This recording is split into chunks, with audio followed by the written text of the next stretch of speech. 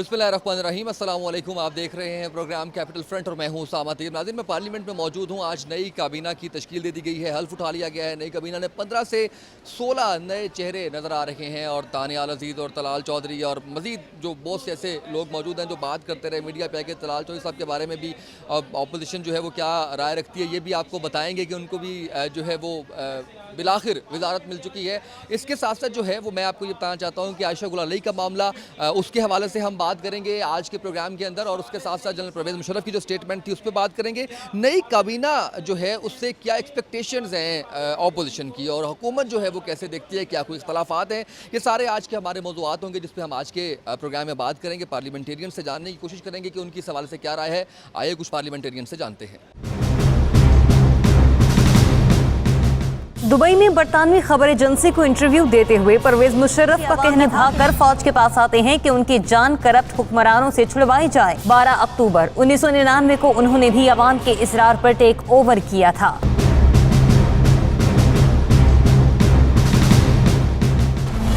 इज्जतें हैं वो इस पार्टी में महफूज नहीं। अली मोहम्मद खान साहब, जब पहली दफ़ा आप मेरे शो में आए उस वक्त वज़ीर आज़म कोई और थे और चंद ही दिन बाद बदल गए हैं। एक्सपेक्टेशंस क्या हैं? नई काबीना है, अभी आप एक टीवी चैनल से बात कर रहे थे, मैं सुन रहा था, और आपने ये कहा कि इतने ज़्यादा मिनिस्टर्स जो हैं उनका क्या फ़ायदा है। अब तलाल चौधरी साहब को, दानियाल अजीज़ साहब को, उन्होंने बड़ी खिदमत की है 4 साढ़े 4 साल, तो उनको मिनिस्टर तो बनाना था। कुछ एक्सपेक्टेशंस हैं, कुछ तब्दीली नज़र आ रही है आपको इतनी प्रैक्टिस करने के बाद, जो आपने इतना लंबा 1.25 साल की कोशिश की पनामा पेपर्स को लेकर? बिस्मिल्लाहिर्रहमानिर्रहीम, अल्लाहुम्मा सल्लि व सल्लिम व बारिक अला मुहम्मद व अला वसल्लम। देखें, मिनिस्ट्री दी जाती है काबिलियत पे, मिनिस्ट्री इस पे नहीं दी जाती कि आप अपने जो है जो आपकी ज़्यादा तेल मालिश करे तो उसको आप मिनिस्ट्री जाके दे दें। मिनिस्ट्री जो है ये बहुत बड़ी ऑनर है, बहुत बड़ी रिस्पॉन्सिबिलिटी है। लगता ये है इतनी बड़ी तादाद में मिनिस्ट्रियों का देना कि हाउस ऑफ शरीफ जो है वो डिसइंटीग्रेट हो रहा है, PMLN डिसइंटीग्रेट हो रही है। पावर सर्कल्स जो हैं वो अब एक पावर सर्कल्स की बजाय मुख्तलिफ पावर सर्कल्स क्रिएट हो रहे हैं विद इन द पार्टी। लोग ग्रुपिंग कर रहे हैं, कोई इधर जा रहा है, कोई उधर भाग रहा है, कोई ये मिनिस्ट्री, कोई वो मिनिस्ट्री, कोई कह रहा है मुझे फेडरल नहीं मिली, कोई कह रहा है मुझे ये नहीं मिली, कोई नाराज़ है, कोई ओथ लेने नहीं आया। लगता ये है कि ये मिनिस्ट्री का जो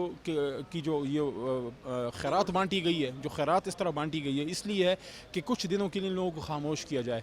लेकिन मैं ये समझता हूँ कि नवाज़ शरीफ का बुत टूटने के बाद, उनके घर जाने के बाद, अब मुझे नहीं लगता कि जब तक ये मुस्लिम लीग नवाज़ के अंदर से कोई आवाज़ ना उठे कि यार आप कब तक गुलामी करोगे।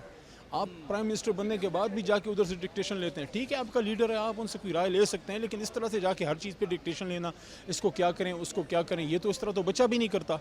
बच्चा भी स्कूल जाके जो है अपनी मेरी कल नईमुल हक साहब के साथ मैंने प्रोग्राम किया, यही उनकी भी रिजर्वेशंस थी कि जी डिक्टेशन तो वहाँ से आ रही है। अब आइनी और कानूनी तौर पर हम रोक तो नहीं सकते उनको, नवाज शरीफ साहब को, कि वो इनको डिक्टेट ना करें। ज़ाहिर है कि वो कहते हैं हमारे लीडर हैं, गो पार्टी ओहदा भी गया, गो वजारत उज़्मा भी गई, लेकिन कोई तरीक़ाकार ऐसा हो सकता है कि उनकी डायरेक्शन से हट के कुछ हो सके, क्योंकि वो जिस तरह से जिन लोगों को भी लेकर आ रहे हैं। अब्बासी साहब, आप क्या समझते हैं कि उनकी मर्ज़ी के बगैर जो है वो कदम भी रख सकते हैं कहीं पर? देखिए, वो कहते हैं कि चलते हैं दबे पाँव के कोई जाग न जाए, ग़ुलामी के असीरों की यही ख़ास अदा है। और वो एक और भी एक शेर है कि आती है उर्दू ज़बां आते आते, थोड़ा वक्त लगेगा इनको, ग़ुलामी की जंजीर इनकी टूट चुकी है। लेकिन देखें, वो तोते को जब आप पिंजरे में बहुत अरसा रखते हैं ना बंद, फिर आप दरवाज़ा खोल दें वो फिर भी अंदर बैठा रहता है, क्योंकि उसको ग़ुलामी में रहते हुए आज़ादी की जो है ना उसको पता ही नहीं लगता। वो एक शेर है कि पला होकर के सो में जो शाहीन के बारे में अलामा ने कहा था, उसे क्या खबर कि क्या राह रस्म शाहबाजी। तो आप जब अल्लाह ने आपको इज़्ज़त दे दी है, आप वज़ीर आज़म बन गए, आप मिनिस्टर बन गए, ठीक है, आपका लीडर है वो उधर बैठा हुआ है, आप अपना काम करें, आप उसको क्यों ग़ुलाम है? ये तो इज़्ज़त आपको अल्लाह ताला ने दी है। अच्छा, आपने एक तहरीक शुरू करने का ऐलान किया था, शायद किया था, यानी मैंने शर्ट्स देखी थी आपके जलसे के अंदर, गो शहबाज गो की। अब शहबाज शरीफ साहब को तो साइड पे कर दिया है। पाकिस्तान तहरीक इंसाफ का अगला लाया अमल क्या है? ये जो इलेक्शन के दिनों में सिर्फ इलेक्शन पर जो है वो सारी तवज्जो मरकूज रहेगी, या आप अपोजिशन के अंदर कोई नई चीज़ जो है वो लेकर आएंगे? देखिए, हम हर उस जगह पे जाके इनसे फ़ाइट करेंगे जहाँ पे पाकिस्तानी अवाम के हकूक़ की बात होगी। मियाँ शहबाज शरीफ साहब तो लगता ये है कि मुकाबले से पहले ही मुकाबले की दौड़ से बाहर हो गए हैं, और जिसको भी NA 120 में भेजेंगे इंशाल्लाह उसको लग पता जाएगा, आटे दाल का भाव मालूम हो जाएगा इंशाल्लाह।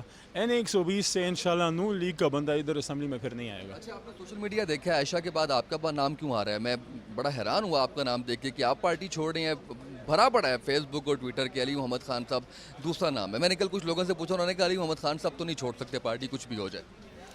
चेयरमैन इमरान खान से अली मोहम्मद खान का साथ एक सूरत में टूटेगा, कि या उसकी रूह निकल जाए या अली मोहम्मद की रूह निकल जाए।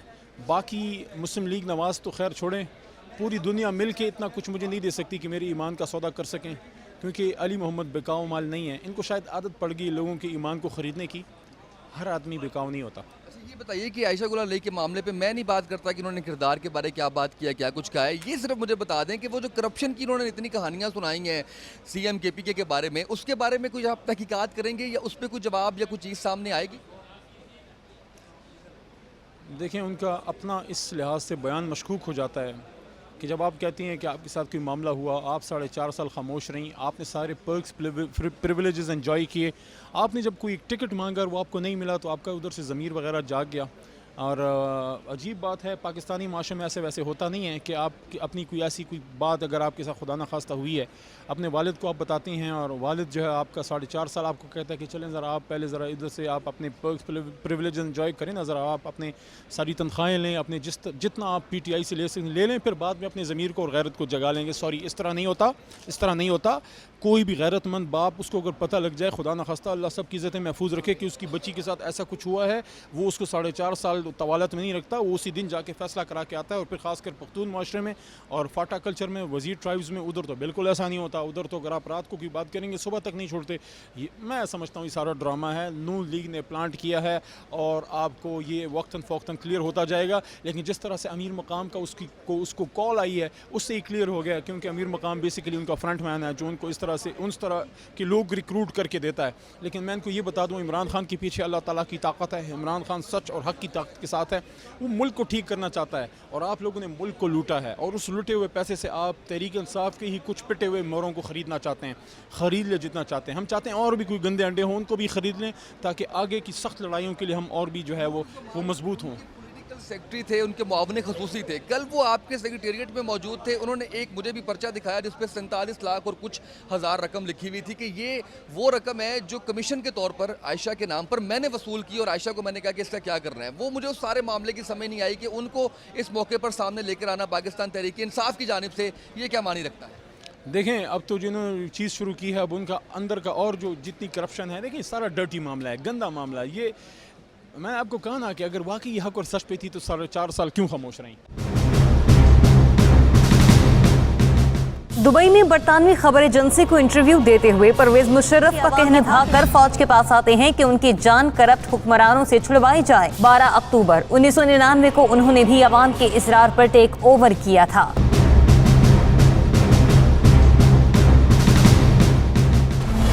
इज्जतें हैं वो इस पार्टी में महफूज नहीं है। ताहिरा साहब, बहुत शुक्रिया आपने वक्त दिया कैपिटल फ्रंट के लिए। मुझे ये बताइएगा, अपोजिशन ये तनकीद कर रही है कि तलाल चौधरी साहब या दानियाल अजीज़ साहब या एक दो और ऐसे नाम जो सिर्फ मीडिया पे फाइट कर रहे थे, मीडिया सेल को उठा के कैबिनेट का हिस्सा बना दिया, इस पर आपकी क्या राय है? देखें, वो तो शायद 4 या 5 लोग होंगे।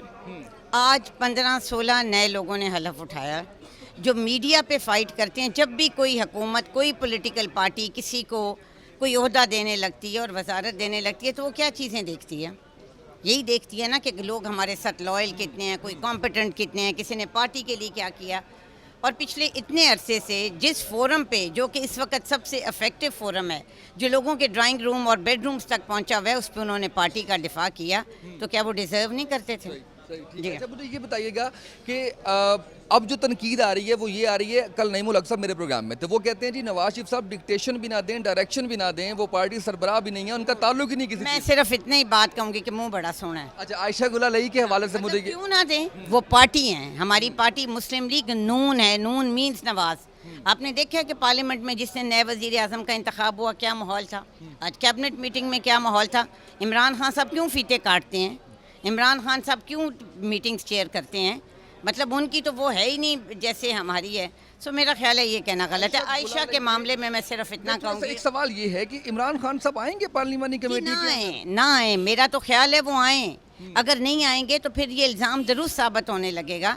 मेरी तो ये गुजारिश होगी कि वो आएँ और अपना डिफेंस पेश करें, और अगर वो सच्चे हैं तो इंशाअल्लाह ताला आप देखिएगा उनकी इज़्ज़त में इजाफा होगा। आखिरी सवाल ये, परवेज मुशर्रफ साहब ने कल कहा है कि जी फौज लेकर आते या पटरी पे सिविलियन उतार देते। उनकी तो बात ही ना करें। जितना उन्होंने पाकिस्तान को पीछे धकेला है आज तक किसी ने नहीं किया। आज तक जनरल परवेज मुशर्रफ साहब के बोए हुए कांटे हम चुन रहे हैं बस।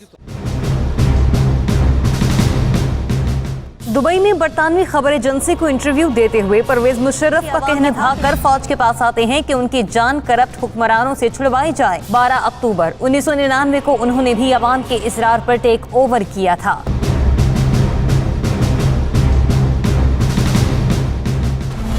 इज्जतें हैं वो इस पार्टी में महफूज नहीं है। इजाजुल हक साहब, बहुत शुक्रिया कैपिटल फ्रंट में शिरकत करने के लिए। मुझे ये बताइएगा, इतनी लंबी कैंपेन की पनामा पेपर्स के हवाले से ऑपोजिशन ने, क्या फ़ायदा आया? काबीना के अंदर भी ज़्यादातर नाम वही आ रहे हैं और सारी डायरेक्शंस भी नवाज शरीफ साहब दे रहे हैं, तो आप समझते हैं कि ऑपोजिशन कुछ हासिल कर पाई है सारी प्रैक्टिस से? देखिए, पॉलिटिकल पार्टीज़ यहाँ पे शख्सियात के गिर चलती हैं और नवाज शरीफ साहब जो हैं वो PMLN के सरबराह भी रहे हैं, पार्टी ही उन्हीं के लीडरशिप ही उन्हीं की रही है। तो ये कहना जी कि उनको आप एक दिन उठा के कहीं पार्टी से दूसरी जगह रख देंगे तो ये तो मुमकिन ही नहीं है पाकिस्तान के अंदर। -1 फार्मूला नहीं नहीं, यहाँ पे कोई -1 फार्मूला नहीं होता। यहाँ पे बहुत सी तब्दीलियाँ आती रही हैं और कैबिनेट भी वही है, बिल्कुल इसमें कोई शक नहीं, बल्कि मज़ीद इजाफा हुआ है उसमें। बहुत बड़ी कैबिनेट बनी है जो मैं समझता हूँ कि छोटी होनी चाहिए थी। शायद खान अब्बासी उनके पार्टी के हैं, मेरा ख्याल है बहुत अच्छे तरीके से हुकूमत चलाएँगे और अगर ये मामलात स्मूथली चलते रहे तो फिर ये जो प्रोजेक्ट्स इनके ख़त्म हो रहे हैं, लोड शेडिंग ख़त्म होगी, आने वाले इलेक्शन में भी मैं समझता हूँ कि PMLN जो है एक अच्छी मजबूत पार्टी बनकर उभरेगी। शहबाज शरीफ साहब को पंजाब में रखने का फैसला कैसे देखते हैं आप? ठीक है कि शाहिद खान अब्बासी साहब भी इसको कंटिन्यू करें, टाइम भी कम है और कुछ नए लोगों को भी वजारतें दी हैं, तलाल चौधरी साहब, दानियाल अजीज़ साहब, उनके बारे कहा भी जा रहा था कि उनको वजारत मिलनी चाहिए, कैसे देख रहे हैं आप? उन्होंने बड़ी मेहनत की है इस पूरे मुहिम के दौरान। मीडिया सेल जो था उनका, तो मीडिया सेल तकरीबन मुकम्मल तौर पर कैबिनेट के अंदर आ गया और अच्छा है इनके जो समझते हैं, मतलब जिस तरह आखिरी इलेक्शन ये रही है और शहबाज शरीफ साहब जो हैं वो पंजाब मुस्लिम लीग का गढ़ है और अगर पंजाब को ढीला छोड़ दिया या पंजाब में कोई वैक्यूम पैदा हो गया तो पूरी पार्टी को नुकसान होगा। तो ये अब उनकी अपनी स्वाबदीद है शहबाज शरीफ साहब की और नवाज शरीफ साहब की कि किसको लाते हैं यहाँ पे और किसको नहीं रखते। लेकिन मैं ये समझता हूँ कि उनको पंजाब में रहना चाहिए और यहाँ पे जो है वो शाहिद खान अब्बासी को ये टेन्योर मुकम्मल करना चाहिए। हार्ड वर्किंग है, इंटेलिजेंट है और मेरा ख्याल है कि डिलीवर भी करेगा। अच्छा, आयशा गुलालाई के हवाले से मैं ये बात नहीं पूछूंगा आपसे कि किरदार पे बात की है, किरदार को हम छोड़ते हैं, करप्शन के बड़े इल्ज़ामात लगाए हैं CM KPK पे, इसके ऊपर आप समझते हैं कि पाकिस्तान तहरीक इंसाफ को संजीदगी के साथ इनका जवाब देने की और कोई सबूत अगर उनके पास मौजूद है तो वो सामने लाने की ज़रूरत है? देखिए, आज प्राइम मिनिस्टर ने बहुत अच्छी बात की है असेंबली के अंदर। उन्होंने कहा कि ये असेंबली का मामला है, इल्ज़ाम लगाने वाला और जिस पे लगा है दोनों असेंबली के मेंबर हैं। उन्होंने तजवीज़ पेश की है स्पीकर को कि आप एक कमेटी बना दें हाउस की और उसके अंदर सारी चीज़ें रखी जाएं और मेरा ख्याल है यही बेहतरीन तरीका है। अगर PTI भी समझे इस बात को और कि वाकई वो कह दें कि जहाँ आप कमेटी बना दें, गैर जानिबदारा कमेटी बना के और उसके अंदर मामलात को तय करना चाहिए। पार्लियामेंट के सेशंस में इमरान खान साहब नहीं आते, कमेटी में आने के बारे में ज़राए बता रहे हैं कि वो नहीं आएंगे, तो कैसे मामला हल होगा जब तक वो अपनी ज़ात को क्लियर नहीं करेंगे? इल्ज़ामात मामूली नहीं है। यही वजह है कि PTI कोई इम्पैक्ट नहीं बना सकी, ना असेंबली के अंदर ना असेंबली के बाहर। अगर वो असेंबली के अंदर बैठते, अपोजिशन का किरदार अदा करते, आज उनकी पार्टी कई गुना मजबूत होनी थी पहले से। लेकिन उन्होंने हमेशा बाहर एक्टिविटीज़ में ज़्यादा तवज्जो दी है, जैसे कि धरना के दौरान था, जैसे लॉकडाउन करने की कोशिश की गई, जैसे कि पब्लिक रैलीज़ में ज़्यादा तवज्जो देते हैं। अगर वो असेंबली के अंदर आते तो अच्छी परफॉर्मेंस देते, अच्छा शैडो कैबिनेट बनाते, अच्छी तजवीज़ देते, बेहतर था। अब वो एक दूसरे पे कीचड़ उछालना और एक खातून पे कीचड़ उछालना मैं समझता मुनासिब नहीं है। आखिरी मेरा इशू है इस पे जो है वो दो मैंने आपसे सवाल करने हैं। एक तो मुझे ये बताएं कि जमहूरियत डीरेल हो रही है, सारे प्रोजेक्ट्स ख़त्म हो जाएंगे, कुछ भी नहीं हुआ, जमहूरियत भी चल रही है, सारा कुछ चल रहा है। इस मौके के ऊपर जनरल परवेज़ मुशर्रफ साहब का ये कहना कि फ़ौज लेकर आती है मुल्क को पटरी पे, कल उनका बयान आपने भी देखा होगा, और सिविलियन आकर उसको जो है वो उतार देते हैं। आर्टिकल 16 को क्या करना है, आइन से ज़्यादा इम्पोर्टेंट हमारा मुल्क है। ये स्टेटमेंट उनका इस मौके पे कहना क्या मानी रखता है? गैर मुनासिब स्टेटमेंट थी। कभी उन्होंने इलेक्शन लड़ा नहीं, कभी पार्लियामेंट में आए नहीं। क्योंकि फ़ौजी थे, उन्होंने उसी नज़रिए से बात करनी थी। जब पॉलिटिकल बन जाएंगे फिर शायद उनको डेमोक्रेसी की और पार्लियामेंट की बालादस्ती की जो है वो समझ आ जाए। उन्होंने अपने हवाले से बात की थी, मुल्क के हालात को देखते हुए, जो पहले जो हालात थे उनके ज़माने में जो हालात थे उसको देखते हुए बात की होगी। ये मतलब गैर मुनासिब बातें कि जमहूरियत को डीरेल करना और आइन के बारे में बात करना मेरे ख्याल में अच्छी बात नहीं। अच्छा, आखिरी सवाल ये है कि मुशर्रफ साहब की सरपरस्ती में आप कुछ इकट्ठ होता देख रहे हैं पॉलिटिकल जमातों का, जिसमें पाकिस्तान मुस्लिम लीग काफ हो सकती है, फंक्शनल हो सकती है, कोई एक दो और जमातें हो सकती हैं, कुछ ऐसा इलेक्शन के नज़दीक आपको नज़र आ रहा है कोई ऐसा सेटअप? इसका कोई पॉलिटिकल इम्पैक्ट नहीं होगा अगर हो भी जाए अगर हो भी जाए तो मेरा नहीं ख्याल कि देखिए, आप जब उन पार्टीज़ को लेकर आएंगे जिनका कि पब्लिक के अंदर मतलब उनकी से नहीं है, जहाँ के अगर और जो मेंबर उनके साथ जाएंगे किसी पॉलिटिकल पार्टी के साथ भी, वो ये देख कर जाएंगे कि क्या ये कल मुझे 4 वोट दिला सकते हैं कि नहीं। तो ये पार्टी जिनकी आप बात कर रहे हैं ये रीजनल लोकल पार्टीज़ हैं, जैसे कि फंक्शनल लीग बहुत अच्छी जमात है, मैं उनकी बड़ी इज़्ज़त करता हूँ, लेकिन उनका महदूद दायरा इख्तियार है। परवेज़ मुशर्रफ साहब का पॉलिटिकली मैं समझता हूँ कि इस वक्त कोई इम्पैक्ट नहीं है। आ भी जाए पीपल्स पार्टी पंजाब में तो ज़ीरो है, शायद एक आधी सीट शायद उनको मिल जाए KPK में, या पंजाब में उनको 2-4 सीटें मिल सकती हैं। साउथ पंजाब के अंदर उनका है, अहमद महमूद साहब की एक अपनी पॉलिटिकल स्टैंडिंग है। अपना यूसुफ रज़ा गिलानी ने अपने हल्के में बड़े काम करवाए थे और लोग रियलाइज़ करते होंगे। तो चंद एक सीटें हैं उनकी जो साउथ पंजाब में शायद इक्का दुक्का सीट, और एक दो और भी उनके ऐसे हैं जो GT रोड पे भी एक आधा कैंडिडेट है जो कि मतलब इम्पैक्ट ला सकता है, लेकिन 2-4-5 सीटों से कोई फ़र्क नहीं पड़ेगा।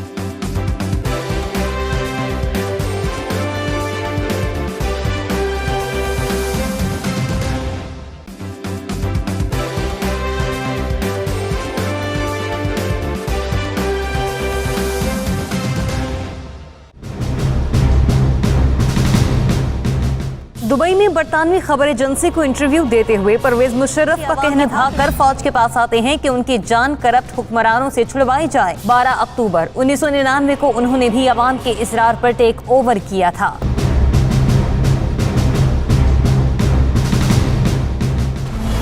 इज्जतें हैं वो इस पार्टी में महफूज नहीं है। बहुत शुक्रिया आपने वक्त दिया कैपिटल फ्रंट के लिए। मुझे ये बताइएगा, पाकिस्तान पीपल्स पार्टी जो है वो कैसे देख रही है? वज़ीर आज़म नए आ गए, कैबिनेट में काफ़ी नए 15-16 लोगों को शामिल कर लिया है, तब्दीली क्या है इससे? पाकिस्तान तहरीक इंसाफ ने पनामा केस को बहुत जो है वो लेकर चले, लेकिन आप समझ रहे हैं कि इससे कोई प्रैक्टिकली कोई तब्दीली आएगी?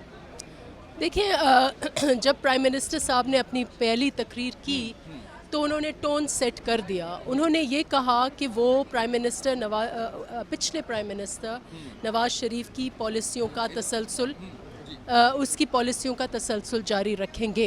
तो उसका तो यही मतलब था कि जो रीहैश्ड कैबिनेट जो है वो आएगी। हमने देखा कि उसमें रीहैश्ड कैबिनेट आई, और जो इनके पार्टी के जो जारहाना डिफेंस करते थे मीडिया पे, उनको भी लिया गया बहैसियत उनको एक गिफ्ट देने के लिए रिकग्नाइज़ किया गया। बारहा ये इनका प्रोरोगेटिव है, अपोजिशन का प्रोरोगेटिव यही है कि हुकूमत को क्लोजली वॉच करेगी, और जो उनके पुराने स्कैंडल्स हैं वो तो हैं, उनको रिज़ॉल्व अगर नहीं करेंगे तो हम उन पर भी क्रिटिसिज्म करेंगे। एक चीज़ जो अब हमें वॉच करनी है, स्पेशली बहैसियत फ़ाइनेंस में मैं मेंबर हूँ, रुकन, वहाँ पर जो तीनों तैनातियाँ हुई हैं वो पर्सनल बुनियादों पर हुई हैं। स्टेट बैंक के गवर्नर हो, या नेशनल बैंक का प्रेसिडेंट हो, या SECP का चेयरमैन हो। मैं समझती हूँ कि इस वक्त तो SECP के चेयरमैन को फिलफौर अपने ओहदे से मुस्तफ़ी होना चाहिए, या गवर्नमेंट को उसको डिसमिस करना चाहिए, क्योंकि he is facing criminal proceedings. तो ये हमारा प्रेशर रहेगा कि जहाँ पर भी इनकी मिसडीड्स हैं, रॉन्ग डूइंग्स हैं, उनको हम हाईलाइट करें, और जमहूरी अमल जो है वो लेकिन डिस्टर्ब ना हो। और बहुत अच्छी बात है कि ट्रांजिशन मुकम्मल हो गई। आज वज़ीर आज़म ख़ुद मौजूद थे, जो एक पॉजिटिव चेंज था, क्योंकि पिछले 4 साल हम लोग तरस गए कि लीडर ऑफ़ द हाउस कब आएंगे। लीडर ऑफ़ द हाउस मौजूद थे, उन्होंने आज जो आयशा गुललाई का मसला था उसको भी उनकी मौजूदगी का फ़ायदा ये था कि उन्होंने 1 मिनट में हल किया। अगर वो ना होते तो बहस चलती रहती, शोर हंगामा चलता रहता। इसलिए लीडर ऑफ़ द हाउस को मौजूद होना चाहिए। आई अंडरस्टैंड कि उनकी बहुत मसरूफियात हैं, हम नहीं चाहते कि वो डेली आएँ, लेकिन हफ्ते में अगर 2 दिन भी वो आ जाएं तो काफ़ी हाउस का जो वक़ार है वो बहुत ऊंचा होगा। आप माशाल्लाह से इज़्ज़तदार खातून हैं। आप मुझे ये बताइएगा, आयशा गुलालई को वाकई प्लांट किया गया है मुस्लिम लीग नून की जानिब से, जो पाकिस्तान तहरीक इंसाफ कह रही है 50 करोड़ 5 करोड़ और अमीर मुकाम से मुलाकातें, ये सारे जो है वो अपने इस मुकदमे को सही साबित करने के लिए जवाब पेश करते हैं? देखिए, पाकिस्तान की हर औरत और हर मर्द इज़्ज़तदार है, हर खातून इज़्ज़तदार है। हम जब एक खातून अपने हक़ की बात करती है, हम पहली बात है कि उसके किरदार पर कीचड़ जो है वो उछालते हैं। तो आयशा गुलालई एक रकन है असम्बली की, और जो इन्होंने इल्ज़ाम लगाया है वो एक स्पेसिफ़िक इल्ज़ाम लगाया है। वो भी ख़ुद रुकन भी हैं इस हाउस के और एक जमात के लीडर भी हैं, इमरान खान। इस पर हमने पहले कहा था कि इस पर हाउस में अंदर एक इंक्वायरी होनी चाहिए।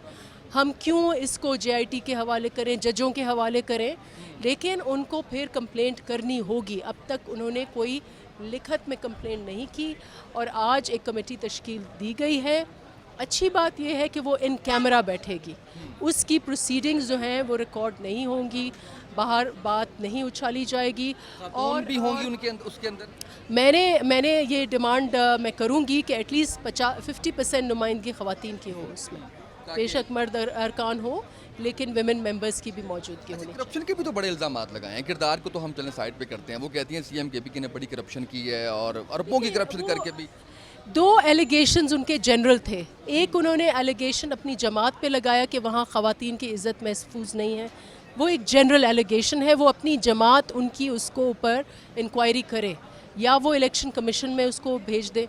दूसरी भी एलिगेशन जो है वो भी जनरल नेचर की है, वो फिर नैब है, वहाँ पर अगर स्पेसिफ़िक उनके पास कंप्लेंट है तो नैब में फ़ाइल करें। लेकिन जो हाउस के मुतालिक एक कंप्लेंट थी वो उनकी ज़ात पर और इमरान खान की ज़ात पर। ये ऐसी चीज़ है जिसको हाउस को नोटिस लेना चाहिए और हाउस ने आज नोटिस लिया और कमेटी जो है वो तश्कील दी। ये बताएं कि उनको इखलाकी तौर पे, कानूनी तौर पर, आइनी तौर पर क्या रिज़र्व सीट जो पाकिस्तान तहरीक इंसाफ की जानिब से मिली थी उससे इस्तीफ़ा दे देना चाहिए?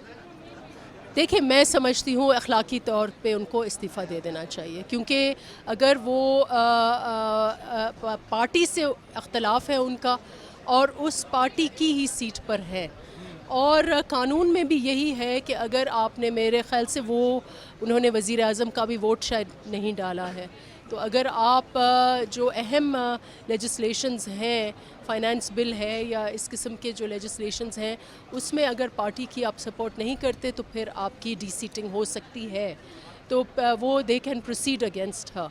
लेकिन अखलाकी तौर पे अगर उन्होंने एक पार्टी के ख़िलाफ़ स्टैंड लिया है तो उनको अखलाकी तौर पे उसको रिज़ाइन कर देना। जिस दिन नाज बलोच पार्टी छोड़ के आपकी पार्टी में आई थी, उस दिन फिरदौस आशिक अवान साहिबा मेरे प्रोग्राम में थी और नाज भी थी उस प्रोग्राम में। फिरदौस आशिक अवान साहिबा ने ये कहा था कि देखें, हम जब भी ख़वातीन हैं तो मेल डोमिनेंट सोसाइटी है, हमें ये मसाइल हर जगह पर फेस करने पड़ते हैं। क्या वाकई ऐसा है? आप समझती हैं कि अभी तक I am sorry but Firdous Ashiq Awan is not a good standard bearer of women's rights. मुझे अभी तक याद है एक टेलीविज़न चैनल पर एक और ऑनरेबल मेंबर की उन्होंने बहुत ही नाजेबा अल्फाज में बात की थी और उसके बाद भी वो मुसलसल इस किस्म की बातें करती हैं। तो मैं समझती हूँ कि वो एक स्टैंडर्ड नहीं है जिसको हम, जब ख़वातीन के हुकूक़ की बात होती है तो मैं उनकी बात को शायद इतना सीरियसली ना लूँ, क्योंकि वो ख़ुद उनके जो अल्फाज रहे हैं ख़वातीन अरकान के ऊपर वो बहुत नामुनासिब रहे। जिस पर मुझे बात करनी है वो ये है कि कल जनरल परवेज़ मुशर्रफ की स्टेटमेंट आपने सुनी होगी कि जो आर्मी है वो पटरी पर लेकर आती है मुल्क को, जो सिविलियंस हैं वो लेकर आते हैं जी, उसको फिर उतार देते हैं। आर्टिकल 16 को छोड़ें, आइन इंपॉर्टेंट है या मुल्क इंपॉर्टेंट? जनरल्स के बारे में कहा जाए, वो एक रिटायर्ड जनरल हैं, वो केसेस फेस कर रहे हैं। अकबर बुगटी के मर्डर का केस है उनके पास, शहीद मोहतरमा बेनज़ीर भुट्टो के मर्डर का केस है और आइन तोड़ने का केस है। जो कौम की नज़र में वो इतने सारे गंभीर किस्म के उसके ऊपर केसेस हैं। एक तो वो सियासी हवाले से एक स्पेंट फोर्स है, अब वो फालतू है, और फिर उसके ऊपर जब बलोच कौम जो है पूरी की पूरी उसको मुजरिम समझते हैं। हम बहैसियत पीपल्स पार्टी के कारकुन, हमें he is wanted, we want him to face those charges. And then इस पार्लियामेंट का भी वो मुजरिम इसलिए है कि हम समझते हैं उसने आइन तोड़ा। तो उसकी इस किस्म की ज़बान तो जो इसके ऊपर कई FIRs हैं, तो ये एक और FIR है आप उसके भी खिलाफ और कि PMLN वो उनको पकड़ क्यों नहीं सके, क्यों वो आज मुल्क से बाहर एंजॉय कर रहे हैं, वहाँ पर बैठे देखिए हैं, आप टीवी वो प्रोग्राम- PMLN से पूछें, हमने तो उनको साथ दिया कि हाँ आप के पास बहुत ज़्यादा नंबर्स हैं, आपके पास अब आपने 221 वोट लिए हैं 340 के हाउस में, 42 के हाउस में। जब आपके पास इतनी भारी अक्सरियत है, आपको अपोजिशन की जो मेन जमात है वो भी साथ दे रही है, तो आपको क्या तकलीफ़ थी? आपने चौधरी निसार का तो ये वतीरा रहा इन 5 सालों में, 4 सालों में कि हर एक के ऊपर ECL, तो इनको क्यों जाने दिया वो उन्होंने? कहते हैं कि जी वो तो कोर्ट से जाने दिया, हमारा क्या उसमें कंट्रीब्यूशन है। देखिए ये एक और दरख्वास्त होनी चाहिए चौधरी निसार के ऊपर कि उन्होंने उनको क्यों जाने दिया। आखिरी सवाल ये, क्या ये स्टेटमेंट से आप समझती हैं कि वो MQM या पीर पगारा साहब की जमात, फंक्शनल या PMLQ को इकट्ठा करके उसके जो है वो बनना चाह रहे हैं, हेड बनना चाह रहे हैं? Retired general, he is wanted in several cases, he is a spent force. उसकी बातों को मैं समझती हूँ सीरियसली लेना ही वक्त ज़ाया करना है। दुबई में बरतानवी खबर एजेंसी को इंटरव्यू देते हुए परवेज मुशर्रफ का कहना था कर फौज के पास आते हैं कि उनकी जान करप्ट हुक्मरानों से छुड़वाई जाए। 12 अक्टूबर 1999 को उन्होंने भी अवाम के इसरार पर टेक ओवर किया था।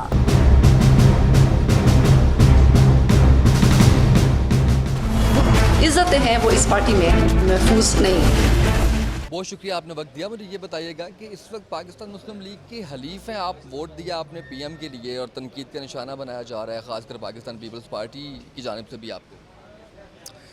देखें, एक तो ये है कि हमने यकीनन शाहिद खाकन अंबारी साहब जो अब इस वक्त प्राइम मिनिस्टर हैं उनको हमने वोट दिया, और यकीनन हम अभी भी अपोजिशन में हैं और अपोजिशन के किरदार ही अदा कर रहे हैं। आज आपने देखा होगा कि जिस तरह हम अपोजिशन ने बैकआउट किया, हमने उनके साथ टोकन वॉकआउट भी किया। देखिए, होता ये है कि ये जितने भी मामलात हैं, एक मुत्तहिदा अपोजिशन हमारी बनी थी और हमने एक अपोजिशन का जो है जब बैठ के एक चीज़ तय की थी कि जब कोई भी इशू आएगा उस इश्यू पे मुश्तरका फ़ैसला होगा और हम आपस में मुशावरत करेंगे। लेकिन हुआ ये था कि सबसे पहले तहरीक इंसाफ और उनके जो लीडर, उन्होंने जो है अपनी सोलो फ्लाइट कर ली और 3 दिन पहले उन्होंने एक नाम अनाउंस किया जो शेख रशीद साहब का था, बग़ैर मशावरत के, जो कि होना चाहिए था। असल चीज़ हमें ये देखनी है कि क्या अपोजिशन जो एक पेज पे है या नहीं है, क्योंकि फिर उसके बाद ये हुआ कि जब हमारी अपोजिशन की मीटिंग हुई, यही चीज़ हमने उनसे बात भी की, क्योंकि पीपल्स पार्टी भी अपना कैंडिडेट लाना चाहती थी, तो उन्होंने अपना कैंडिडेट भी लेके आए और उसके अलावा जो है वो उन्होंने 2 कैंडिडेट अपने खड़े किए। जमात इस्लामी अपना कैंडिडेट अलग खड़ा कर रही थी, फिर उसके बाद हमारा भी कैंडिडेट आना था, तो हमने भी अपने कैंडिडेट का अनाउंस किया। और कैंडिडेट का अनाउंसमेंट उस वक्त होता है जब आप नॉमिनेशन पेपर लेने जाते हैं, फिर नॉमिनेशन फ़ाइनल हो जाती है। ये इन्होंने ना नॉमिनेशन पेपर लिए, उससे पहले ही सारी चीज़ें फ़ाइनल कर ली। तो जब ये एक पेज में नहीं थे, तो सबसे पहला हमारा उनके साथ ये कहना था कि आपने बग़ैर जो है कंसल्टेशन के आपने अपना जो है वो जो है प्राइम मिनिस्टर जो कैंडिडेट है उसका नाम दे दिया है, तो हमारे लिए मुश्किल होगा, क्योंकि जो भी कैंडिडेट होता है उनके साथ पहले मुशावरत होती है। ये बेहतर था इसका कि फिर आप हुकूमती पार्टी को जो है वो, मैं बता रहा हूँ, मैं सुन लें। तो हमने फिर बैठ के, जो ज़ाहिर है कि हमारी राब्ता कमेटी इस पर फैसला करती है, क्योंकि जो लोग आते हैं प्रॉपर तरीके से उनसे बातचीत होती है, फिर वो उसका फ़ैसला किया जाता है।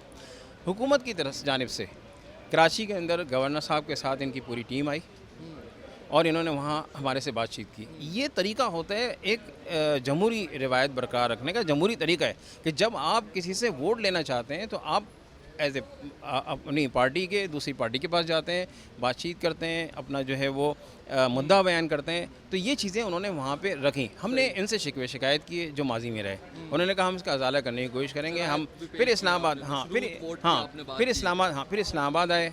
इस्लामाबाद में इन्होंने अपने सबका जो है प्राइम मिनिस्टर, उनसे बातचीत की जो उनके लीडर भी हैं। फिर उन्होंने तय किया, फिर उसके बाद फिर वापस आए हमारे पास, क्योंकि हमारा सिर्फ़ और सिर्फ इनसे एक चीज़ थी, वो ये थी कि आप जो है कराची का पैकेज और कराची के अवाम के लिए अगर रिलीफ देते हैं तो हम वोट देते हैं। आपने 2/3 मेजॉरिटी, आपने प्राइम मिनिस्टर बनना ही बनना है। लेकिन लेकिन हाँ आपने आप किया कि आपने कराची के लिए बात की उनके साथ। कराची के अवाम के उसके लिए कि उनको जो जिस हाल में है इस वक्त कराची जो है। अभी क्या एक्सपेक्टेशंस क्या हैं आपकी नई काबीना से? देखें वो बड़ा कम टाइम रह गया, 2018 बिल्कुल सर पे है, इलेक्शन होने वाले हैं, कंटिन्यू तो करेंगे अब्बासी साहब अपनी कैबिनेट के साथ, लेकिन कुछ एक्सपेक्टेशंस हैं आपकी पॉजिटिव इस कैबिनेट को लेकर? देखिए हमें बड़ी उम्मीद है कि जिस तरह हमारी बातचीत हुई है, जिस तरह उन्होंने यकीनदानी कराई, फिर उन्होंने प्राइम मिनिस्टर का हेल्प लेने के बाद फ्लोर ऑफ द हाउस ही बात की, उन्होंने हमें हमारा शुक्रिया अदा करते हुए ये कहा कि हम फौरी तौर पे कराची के पैकेज के लिए जो इस वक्त पानी का, सेवरेज का, रोड्स का, डेवलपमेंट का जो मसला है वो हल कर देंगे, क्योंकि इस वक्त कराची जो है कचरे का ढेर बना हुआ है। तो ये हमारी फर्स्ट प्रायोरिटी है। और उन्होंने ये कहा था कि हम ज़्यादा रोल MQM खुद, क्योंकि उनका अपना मेयर वहाँ का है और पाकिस्तान पीपल्स पार्टी जिनका वज़ीर आला वहाँ पर है, गो गवर्नर मुस्लिम लीग नून और विफाक में मुस्लिम लीग नून है, लेकिन ज़्यादा रोल तो ये दो पार्टीज़ नहीं प्ले कर सकती हैं। आप और पीपल्स पार्टी, आप इत्तेहादी भी रहे पीपल्स पार्टी के, आपके इख्तलाफात भी रहे, तो इसमें विफाक का आप समझते हैं कि इतना ज़्यादा रोल मौजूद है? देखें आपने बहुत अच्छी बात की, हमें सूट भी करता है वहाँ रहते हुए, लेकिन हम पिछले 4.5 साल से आपने देखा कि हम चिल्ला के थक गए हैं। हमने प्रेस कॉन्फ्रेंसेस की, हमने एहतजाज किए, हम फ्लोर ऑफ द हाउस, चाहे सिंध असम्बली हो, चाहे नेशनल असम्बली हो, चाहे सेनेट हो, हम थक गए। लेकिन हो ये रहा है कि हमने जो वहाँ पर देखा है, क्योंकि एक 18 अमेंडमेंट के बाद सारे इख्तियारात जो हैं वो डिवॉल्व होकर निचली सतह पर सूबे पे चले गए। इसमें हमने खुद कोशिश की 18 अमेंडमेंट में, लेकिन आज हम ये देख रहे हैं कि आसमान से गिरा और खजूर में अटका। पता ये चला कि सारी जो है वो फंड्स, सारे इख्तियारात जो हैं सिंध गवर्नमेंट ने अपने पास रखे। इसी तरह और सूबों की गवर्नमेंट में भी यही हो रहा है। तो हम चाहते हैं कि बल्दिया अगर वहाँ से सिंध गवर्नमेंट से अगर इख्तियारात नीचे मुंतकिल हो जाएँ बल्दियाती गवर्नमेंट को, बल्दियाती हुकूमत को, तो आज ये मसला ख़त्म हो जाए और ये वसीम अख्तर साहब भी काम करने लगे, मेयर साहब भी काम करने लगे, हमें ज़रूरत ही नहीं पड़े फिर किसी चीज़। थोड़ा सा आगे बढ़ते हैं, आयशा गुलालाई के मामले पे बात करते हैं। आपको लगता है कि पाकिस्तान मुस्लिम लीग नून ने आयशा गुलालाई को प्लांट किया हुआ है? 50 करोड़ लेने की बात की गई है, एक प्रेस कॉन्फ्रेंस के 50 करोड़ ले लिए, अमीर मुकाम से मुलाकातों की बात उन्होंने खुद एक्सेप्ट की कि मैंने मुलाकात किया। आप अग्री करते हैं इस बात से कि ये वाकई प्लांटी ड्रामा है पूरा जो पाकिस्तान मुस्लिम लीग नून ने प्लांट किया है या साजिश किया है PTI के खिलाफ? देखिए इसमें मेरे ख्याल में कोई चीज़ भी कहना कबल वक्त होगा। बहुत सारी बातें जो हैं सिर्फ मीडिया के थ्रू ही हमें पता चली हैं और कोई चीज़ अथेंटिक नहीं है। अथेंटिसिटी उस वक्त आएगी जो आज पार्लियामेंट के अंदर जो बातचीत हुई है, जिस तरह पार्लियामेंट के अंदर एक प्राइम मिनिस्टर ने खड़े होकर कहा, फ्लोर ऑफ द हाउस कह दिया कि मैं इन कैमरा सेशन और एक पार्लियामानी कमेटी तश्कील दे रहा हूँ। तो वो अगर हो जाए, उसकी प्रॉपर तहकीकात हो जाए। इल्ज़ाम जिन्होंने लगाया है वो एक हमारी खातून हमारी कॉलीग हैं। देखें औरतों के हवाले से हम जो बात करते हैं उनके हुकूक़ के बारे में बड़ी चीज़ें होती हैं। हमने काफ़ी बिल्स यहाँ पे पास किए हैं, लेकिन होता ये है कि हरेसमेंट के जो केसेस हैं जो उमूमन मतलब हो जाते हैं, होते रहे हैं, उसको प्रॉपर तरीके से कभी भी हैंडल नहीं हुए वो चीज़ें। तो आज अगर एक चीज़ आ रही है, अगर चाहे वो सही है जिस तरह उन्होंने कहा, तो भरपूर मजम्मत करते हैं हम। और अगर खान साहब आएंगे उस पार्लिमानी कमेटी में, वो उन तहकीकात के साथ जो कमेटी होगी जो तहकीकात करेगी उसके साथ वो ताउन करेंगे? देखें अगर उन्होंने ताउन नहीं किया, क्योंकि उनके खिलाफ लगा इल्ज़ाम, तो फिर उनके हक़ में नहीं जाएगी चीज़ें, वो फिर उनके अगेंस्ट में चली जाएंगी। उनको चाहिए कि उसका भरपूर दिफा करें। वो दिफा का वो जो है उनके पास इख्तियार है कि वो दिफा करें, अपने भरपूर दिफा करें और प्रॉपर तरीके से करें, ताकि ये बात खुल के सामने आ जाए कि अगर उसने गलती की है आयशा गुलालाई साहबा ने, तो फिर उनके ऊपर जो है भरपूर तरीके से कार्रवाई होनी चाहिए। और अगर इनकी गलती है तो फिर रखनी चाहिए। रिजर्व सीट पाकिस्तान तहरीक इंसाफ ने उनको दी, कोई इखलाकी जवाज़ है उनके पास कि वो असम्बली की सीट रखें? देखें ये चीज़ें जब आ गई हैं तो उसके बाद तो यकीनन इखलाकी जवाब नहीं रहता और फिर पार्टी जो है फ़ैसला करती है, क्योंकि पार्टी की सीट है। तहरीक इंसाफ ने मेरे ख्याल में शायद लेटर भी इशू किया है to the election commission of Pakistan. तो मैं समझता हूँ कि वो फिर एक जो हमारी कार्रवाई होती है एक पार्लियामेंट्री, वो हो जाएगी। तो मेरे ख्याल में अगर ना भी दें तो उनको फिर यहाँ पे वो सवाल आपसे ये है, कल स्टेटमेंट आई है जनरल मुशर्रफ की, जिन्होंने कहा है कि फ़ौज लेकर आती है पटरी पे, आप मुशर्रफ साहब के साथ भी रहे, आप ज़्यादा बेहतर बता सकते हैं, और सिविलियन जो है वो पटरी से उतार देती है मुल्क को। आर्टिकल 16 का क्या करना है? आइन ज़्यादा इम्पॉर्टेंट है या मुल्क हमारा जो है वो ज़्यादा इम्पॉर्टेंट है? इसको किस तरीके से लेते हैं आप इस स्टेटमेंट को? देखें बदकिस्मती से हमारे मुल्क में जमहूरियत तो है, लेकिन जमहूरियत जो है अपनी रूह के मुताबिक काम नहीं कर रही।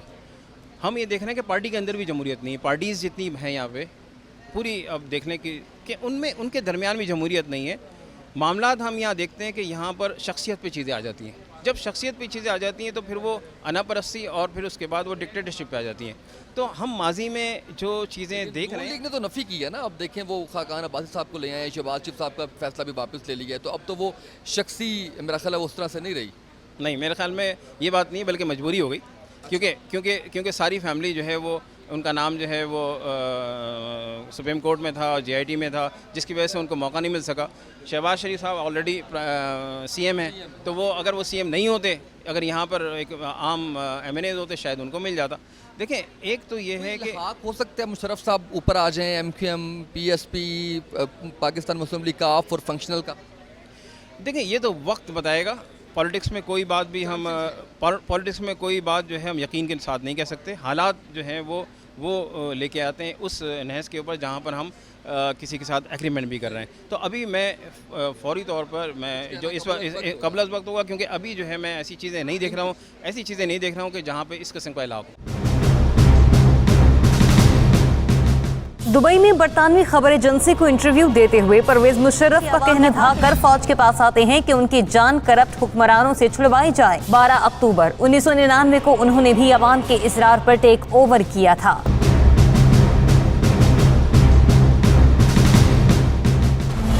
इज्जतें हैं वो इस पार्टी में महफूज नहीं। मुझे ये बताइएगा, कुछ एक्सपेक्टेशंस हैं, नई कैबिनेट बनी है, कुछ नए चेहरे शामिल किए गए हैं, आप समझते हैं कि कुछ तब्दीली आई है इस सारी प्रैक्टिस से पनामा पेपर्स के बाद? वही चाल बेढंगी है जो पहले थी सो अब भी है, कोई तब्दीली नहीं आएगी। 4.5 साल में अगर नवाज़ शरीफ और उसकी काबीना कुछ नहीं कर सकी तो शायद खाकान शरीफ आदमी है, अच्छा आदमी है, इसकी डिलीवरेंस भी ज़ीरो होगी। हाँ, एक हवाले से उसकी परफॉर्मेंस ज़रूर होगी, जैसे आज भी वो असेंबली में आए और उन्होंने पार्टिसिपेट किया। कम से कम वो असेंबली में आएंगे, लोगों को मिलेंगे, इश्यूज़ लेंगे, ये एक पॉजिटिव चीज़ है। ओवरऑल अगर आप गवर्नमेंट को देखें, जो उनका प्रोग्राम है, जो मैनिफेस्टो है, जो उनकी सोच है, और जैसे कहा गया कि वही लाइन, अल्लाह ना करे, पहले तो लाइन लूट मार की थी, मार दाड़ की थी, डाका जानी की थी, अब अल्लाह करे मौजूदा कैबिनेट अपनी इस्लाह करे। और मुझे उम्मीद है कि शायद खाकान बजाते खुद ऐसे आदमी नहीं है। ये बताइएगा कि आयशा गुल अलई के मामले के अंदर कमेटी बनती है, तो इमरान खान साहब आएंगे उसके अंदर अपने आप को पेश? अभी तो कमेटी बनी है, पहले तो उससे बताना है ना, जो इल्ज़ाम लगा रही है उस कौन सा उसके पास ऐसा सबूत है? कोई शरीफ आदमी ऐसा, ये तो मुस्लिम लीग के पास इशू कोई नहीं रहा, सियासत पे बात करने का उनके पास कोई ऐसी जवाज़ नहीं रहा। सुप्रीम कोर्ट में उन्होंने 2 पिटिशन्स की, वो दोनों खारिज हुआ जा रही हैं, कोई वो प्रूव नहीं दे सके।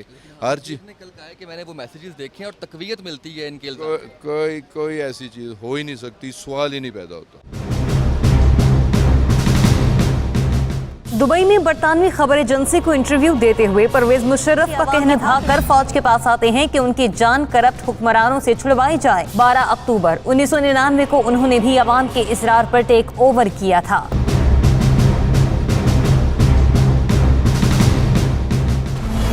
इज्जतें हैं वो इस पार्टी में महफूज नहीं। नाज़रीन, ये था हमारा आज का प्रोग्राम। उम्मीद है कि आपको पसंद आया होगा। पार्लियामेंट से हम इसलिए बात कर रहे हैं कि यहाँ पर तमाम जमातों की नुमाइंदगी मौजूद है और हम चाहते हैं कि तमाम जो हमारे आज के मौज़ूआत थे उस पर तमाम जमातों का जो एजेंडा है या जो उनकी राय है वो आपके सामने आ जाए। मुस्लिम लीग नून से भी हमने बात की, पाकिस्तान तहरीक इंसाफ से भी हमने बात की, MQM से भी बात की, इजाज़ुल हक साहब से भी हमने बात की और पाकिस्तान पीपल्स पार्टी से भी हमने बात की कि ये जो मौज़ूआत आज के हमारे थे, ख़ासकर एक्सपेक्टेशंस क्या हैं नई जो कैबिनेट बन रही है उस हवाले से।